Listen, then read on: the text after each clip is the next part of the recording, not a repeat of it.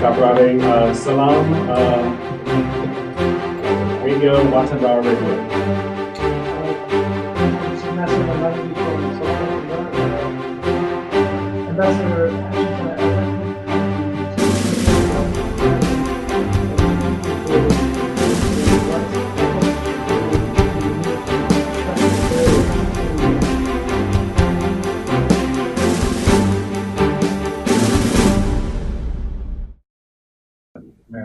I'd like to add a comment there as well. On the, we're entering a period of more intense political activity with elections in 2018 and 2019. So obviously, as a level of political activity increases, we're going to see competitions emerge. The message we want to convey to the Afghan people is we respect your political process and your political evolution. We respect your politicians. As a military commander, my only request would be that politics not undermine security. And we keep in mind our primary goal of helping this country get to a peaceful reconciliation. And so that at that point, where politics begin to undermine security will be the point where we dialogue with all the political actors and encourage them to resolve their differences so that we can move forward together in the area of security. Thank you. Thank you, General Nicholson. Our next question will be from speaking of radio. You know, a woman right now in Afghanistan cannot apply for a passport unless she has the tazkira of a male member. And in the new electronic ID cards, they're treating women differently than they are treating men. They've asked a woman to provide the name of her husband. So still, she's going to be known or identified through her husband. I don't know how serious that would be in terms of respecting women's rights in Afghanistan. And I hope that the international community does take a look into it. But my question would be mostly focused on the military aspect of things that are happening as insecurity especially increases in mostly the increase in number of Daesh in the areas that they have taken control of, especially in the north.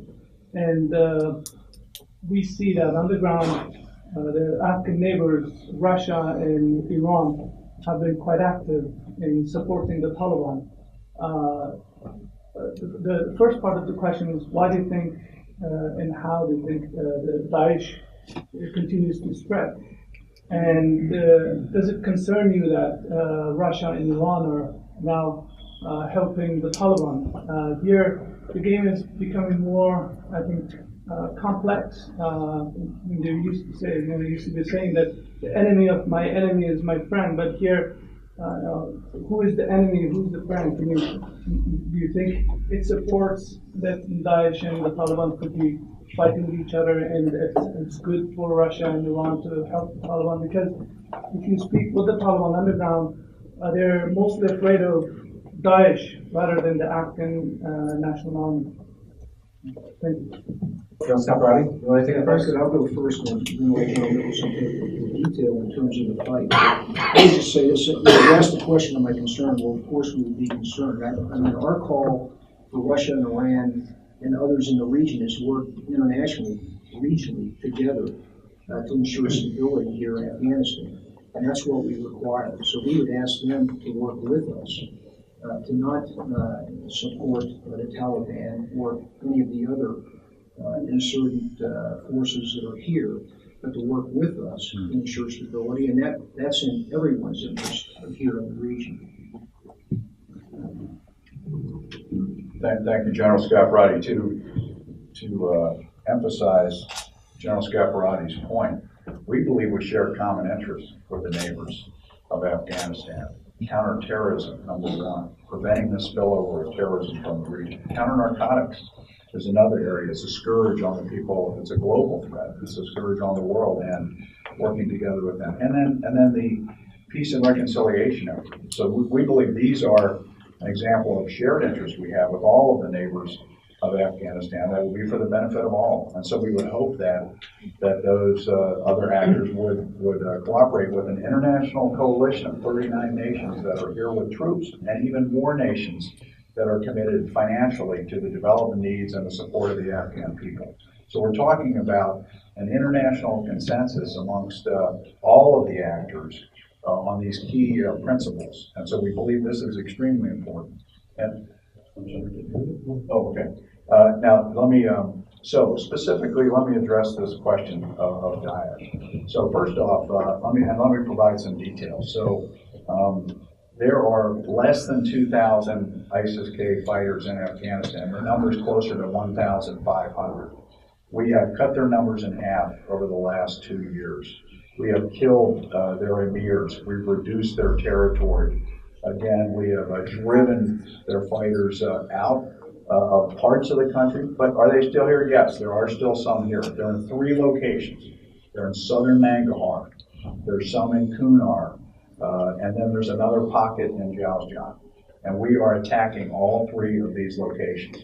Okay, the numbers that are spread about the numbers of Daesh fighters by Russia, as you mentioned, is grossly exaggerated. Okay, again, it is around 1,500.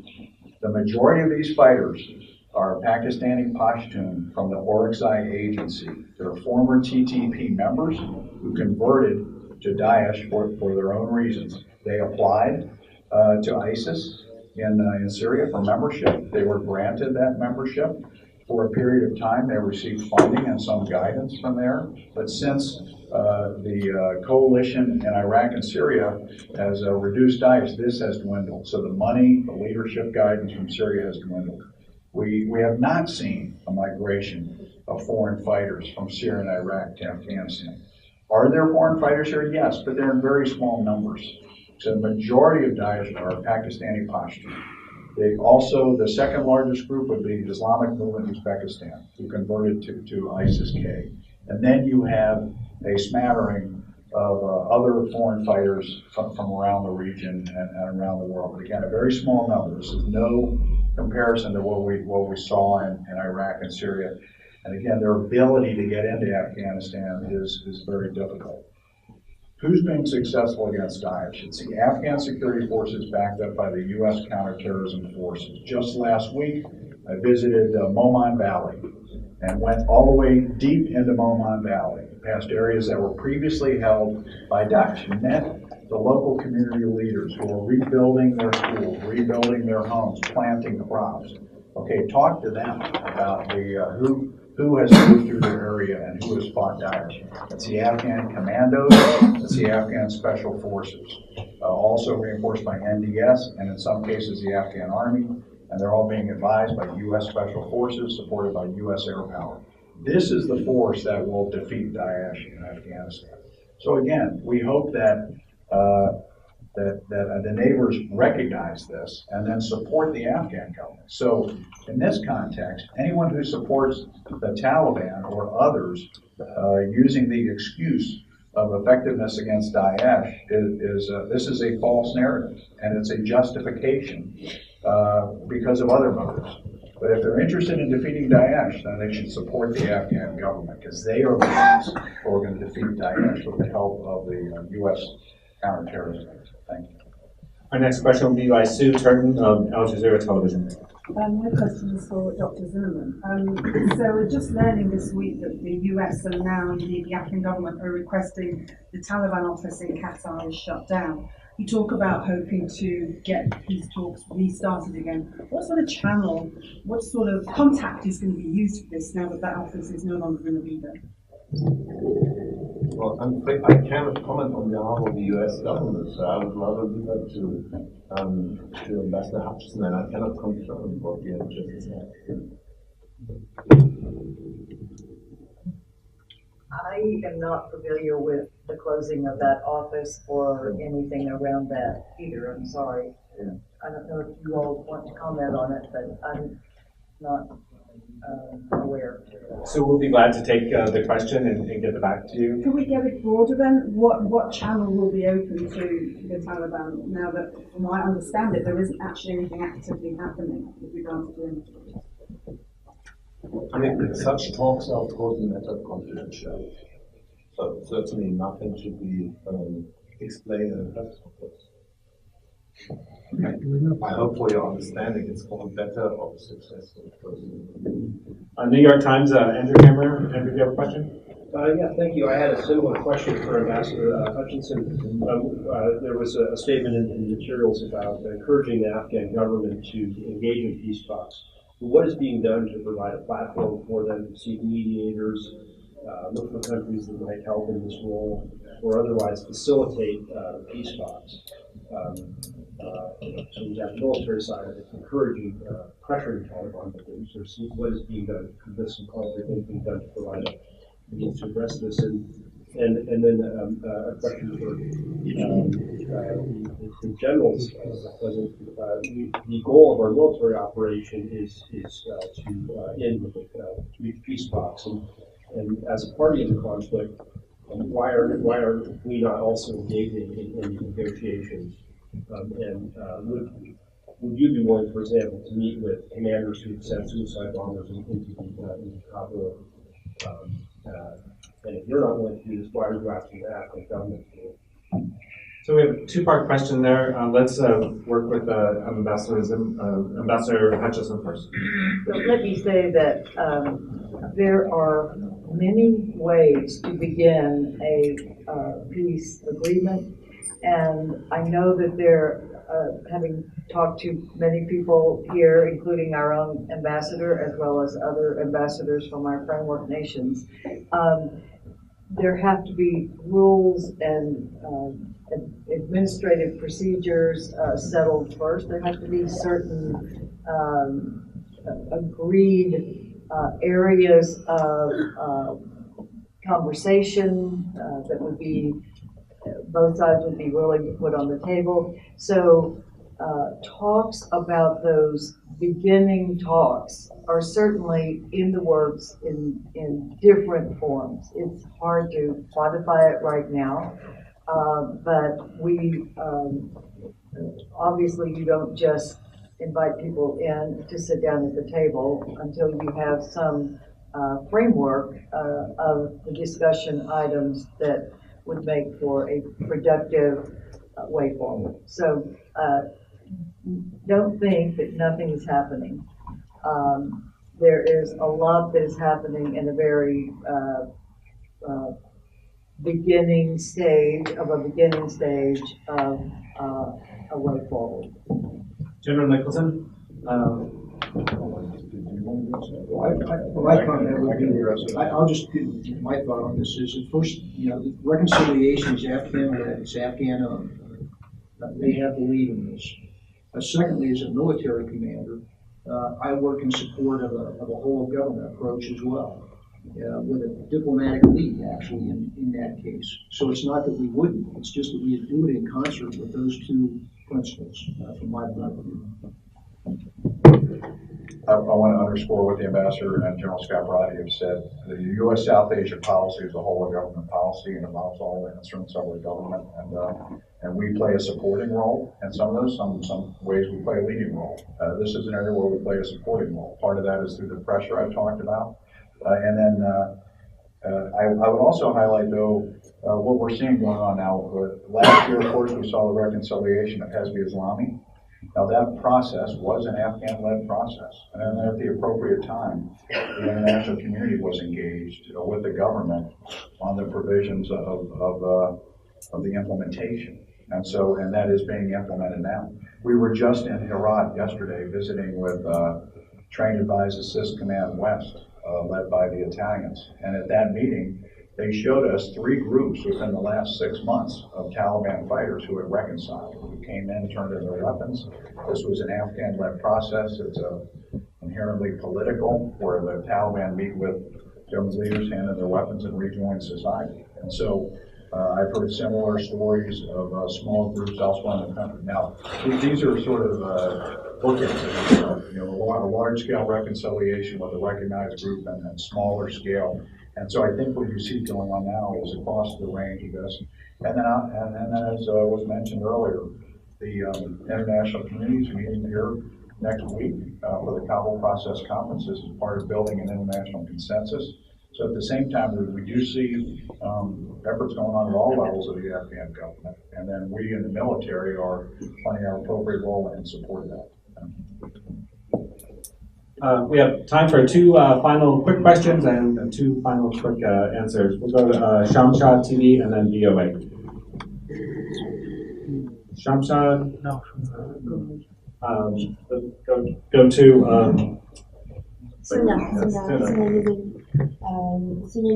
for Radio France Internationale. So my first question is about SFAB. We know that they will be deployed. So when they will be deployed, how many will they be, and where they will be deployed? And my second question is about airstrike. Are we expecting more airstrikes coming? I'm thinking of the north and the Thank you. So the acronym used stands for Security Force Assistance Brigade. These are advisors, in this case provided by the United States Army. We get advisors from at least 7 different sources, and so I wanted to review that. So we get from our NATO colleagues, we get individual advisors and units that come over to advise. We have advisors from across the U.S. military, the Marine Corps, the Navy, the Air Force. For example, in the Air Force, the trainers who train Afghan pilots in the United States then deploy here to Afghanistan and actually advise them in the conduct of their duties here.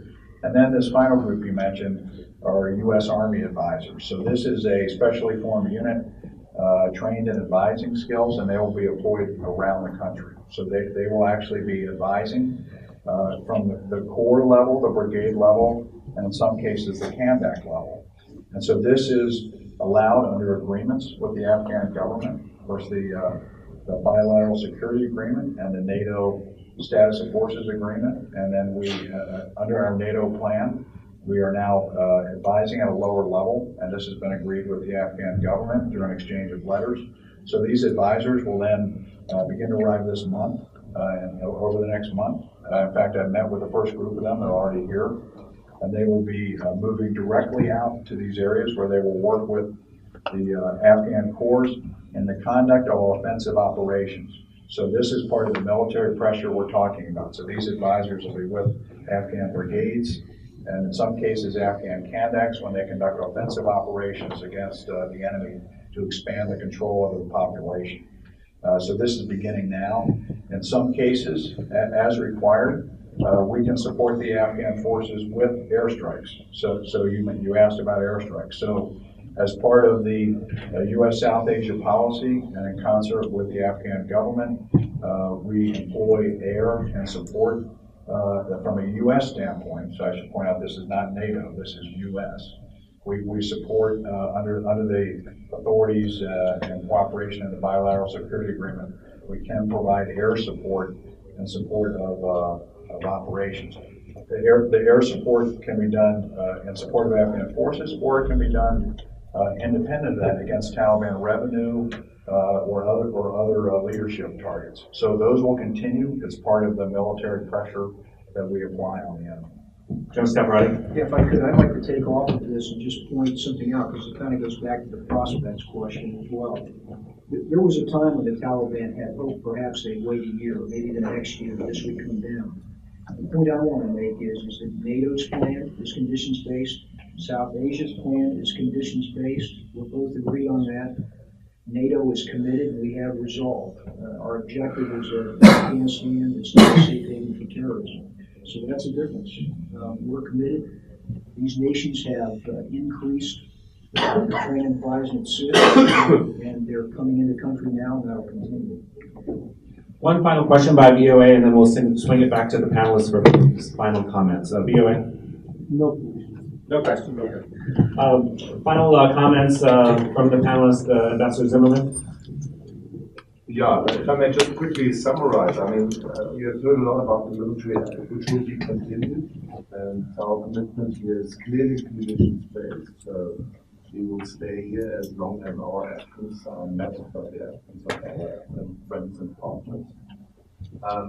I think what we need is, or what we encourage, approach to have in this country is negotiating process, reaching out to those elements who are willing to reconsider the so-called reconcilable ones. And the third leg is diplomatic effort. We have a Kabul conference.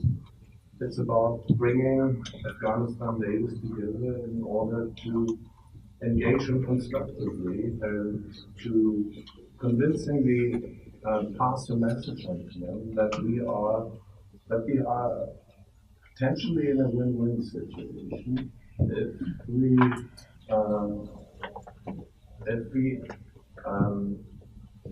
all together concentrate on projecting stability to this country.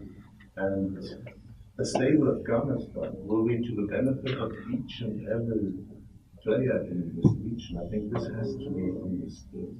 That ultimately, a peaceful and stable Afghanistan will be to the benefit of us all. That is the message we will send out. Thank you. Ambassador Hutchison.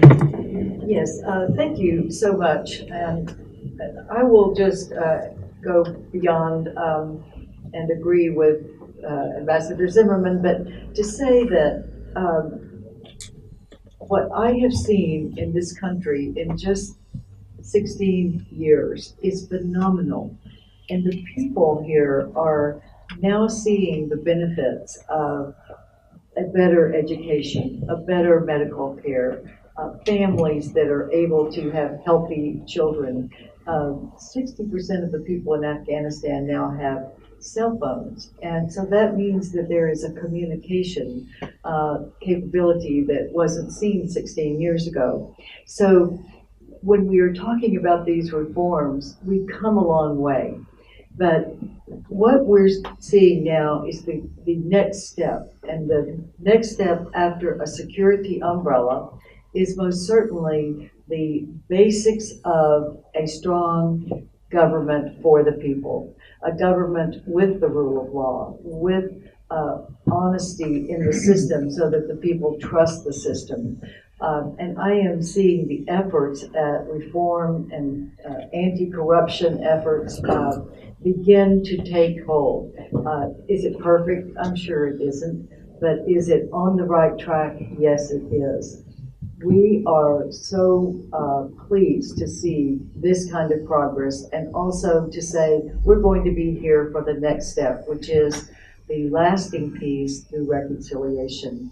And I think that it is very important that all of us in the diplomatic community stand firm for the progress and continue to have successes and continue to see the people getting the benefit of these reforms and the building of an economy.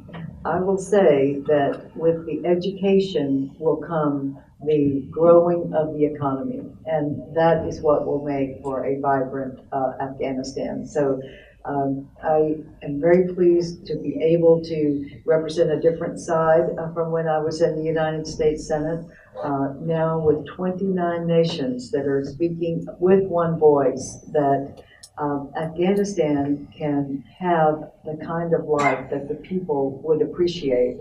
And we want a security umbrella for that, and we want the people to have the freedom to set their government in a place that serves them well. Thank you, ma'am. General Scaparrotti. Yes, as I come here, what's been underscored for me is respect for the Afghan people, for your culture, respect for the tenacity of your security forces and their building capability. I leave here with confidence that they can win this fight and they can provide for the security of their people. Yes, it's challenging and it's going to be tough, but I'm confident that it can be done. And I leave here with greater resolve to go back as SACURE and encourage nations to continue in this fight and provide those resources that this commander needs and your forces need to get it done. Thank you. Thank you, General Scaparrotti and Ambassador Hutchison. To the Afghan people, we never forget that we are guests in your country. We're here at your invitation to serve with you, and we appreciate that. And thank you for your hospitality. your fight against terrorism and the terrorists here is not only on behalf of Afghanistan and the Afghan people, but it's on behalf of us. You are helping to protect us by your sacrifice. And this fight has not been without cost. It's been a heavy cost. And I want you all to know that we in the coalition send you our prayers and our thoughts to all of you who have suffered in this conflict. And throughout this, the overriding message is that we are with you and we will stay with you to deliver a peaceful resolution to this conflict so that you can live your lives with the peace that you deserve. And by so doing, help to protect us as well. So we thank you very much for that. Thank you all. Thank you for attending this press conference today. We'll ask that the principals exit first, and then after that. Thank you.